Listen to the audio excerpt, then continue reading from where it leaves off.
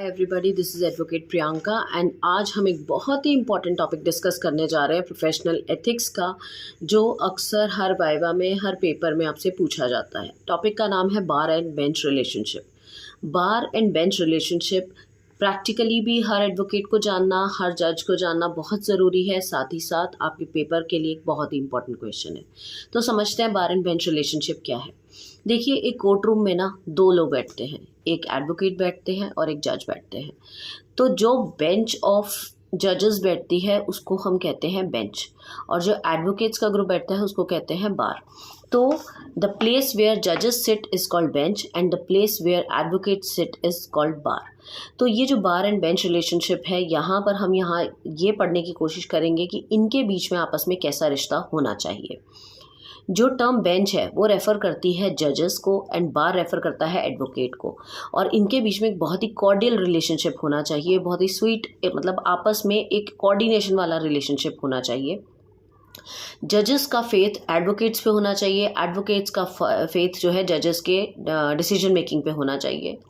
General public को चाहिए कि जो फैसला हो वो बहुत ही स्पीडी हो, बहुत ही जो है सही मायने में हो, जस्टिस हो उसके अंदर, और उसको लाने के लिए जजेस और एडवोकेट की कंबाइंड रिस्पॉन्सिबिलिटी होती है।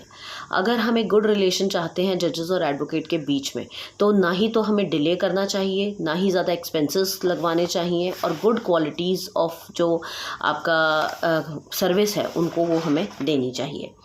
अब इसके अलावा अगर हम बात करें आगे कि आपके जो रोल हैं बार के, वो स्ट्रेंथन कैसे किए जा सकते हैं। बार एंड बेंच रिलेशनशिप में जो रोल ऑफ बार है उसको आप कैसे स्ट्रेंथन कर सकते हैं, मतलब यहाँ पर इनडायरेक्टली एडवोकेट्स की ड्यूटी टुवर्ड्स बेंच मैं आपको बताने वाली हूँ।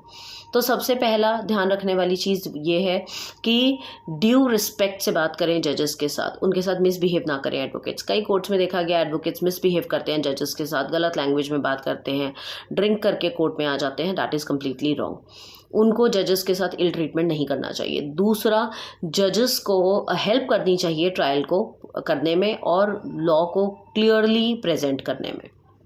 तीसरा, इफ़ द जजेस प्रोनाउंस ए रॉन्ग ऑर्डर, अगर कल को जज कोई गलत ऑर्डर दे भी जाता है तो वहाँ पर कोर्ट रूम में खड़े होकर जज को ना बोला जाए, क्रिटिसाइज़ ना किया जाए, उसके लिए दोबारा से अपील लगाई जाए और उनसे राइट ऑर्डर करने के लिए कहा जाए। फोर्थ इज़ फेवरेबल, अपने फेवर में ऑर्डर करवाने के लिए कोई प्रेशर या इन्फ्लुएंस नहीं देना चाहिए जजेस को। जजेस का बिहेवियर समटाइम्स इरिटेटिंग भी होता है, वो गलत भी बोल जाते हैं, तो उस टाइम पे कोर्ट रूम में खड़े होकर उनके साथ बहस ना करें, बल्कि अलग से चैम्बर में जाके उनसे बात करें और उनको रियलाइज़ कराएं कि उन्होंने गलत बात की है।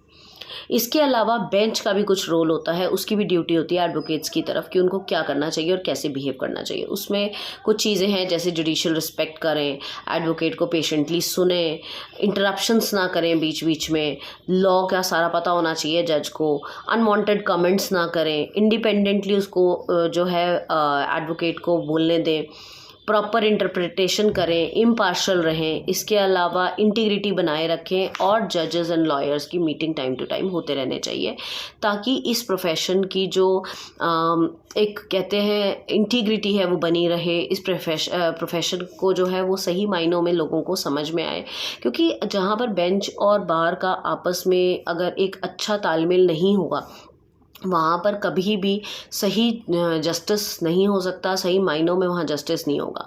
तो अगर आप अपने क्लाइंट को जस्टिस दिलाना चाहते हैं, सबसे पहले आपको अपने अंदर चेंज लाना पड़ेगा, आपको अपनी ड्यूटीज़ का पता होना चाहिए। साथ ही साथ जो जज हैं उनको भी ये नहीं सोचना चाहिए I am at the top most position of judicial system.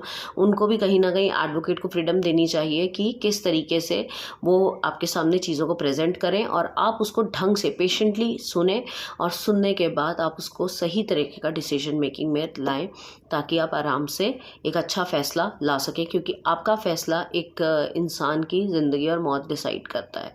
तो this is about bar and bench relationship, one of the most important question of professional ethics. Just do it और आपको अगर कोई भी पढ़ने में LLB के किसी भी स्टूडेंट को अगर कुछ भी पढ़ने में दिक्कत आ रही है, कोई नोट्स चाहिए, कोई फाइल बनाने में प्रॉब्लम आ रही है, या क्लासेस अगर उनको लगता है कि कुछ डाउट क्लासेस चाहिए, तो you can drop A message on 9953308400।